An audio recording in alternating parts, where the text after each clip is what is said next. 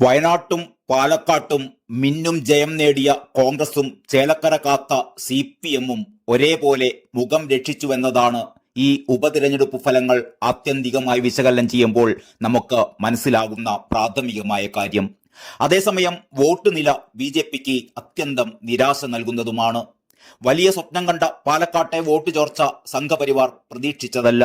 വർഗീയതയുടെ ചേരുവകളാൽ നിറഞ്ഞ പ്രചാരണങ്ങൾക്കൊടുവിൽ രാഹുൽ മാങ്കൂട്ടത്തിൽ നേടിയ ചരിത്ര ഭൂരിപക്ഷം CPM-നെയും BJP-യെയും ചെറുക്കാനുള്ള കരുത്തായി UDF-ന് എടുത്തുകാട്ടാം.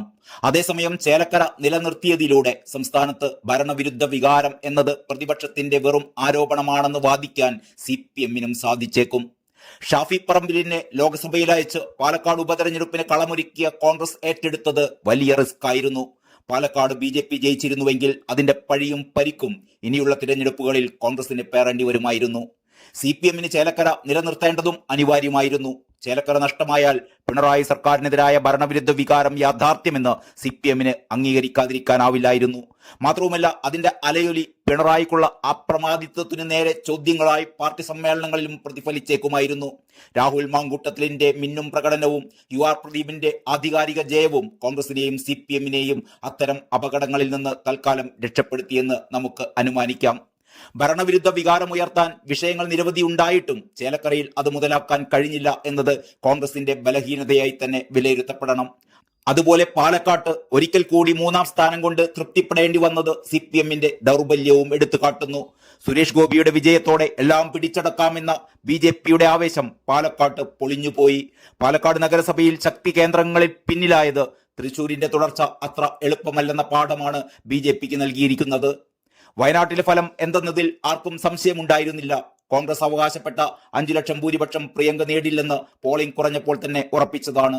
അത് 3 ലക്ഷത്തിൽ താഴെ പോയാൽ കോൺഗ്രസിന് ക്ഷീണം വരുമായിരുന്നു. എന്നാൽ രാഹുൽ ഗാന്ധി ഒടുവിൽ നേടിയതും മറികടന്നാണ് 4 ലക്ഷത്തിലധികം വോട്ടിന് പ്രിയങ്ക മുന്നിലെത്തിയത്. ഇത് കോൺഗ്രസിന് നൽകുന്ന ആവേശം ചെറുതല്ല.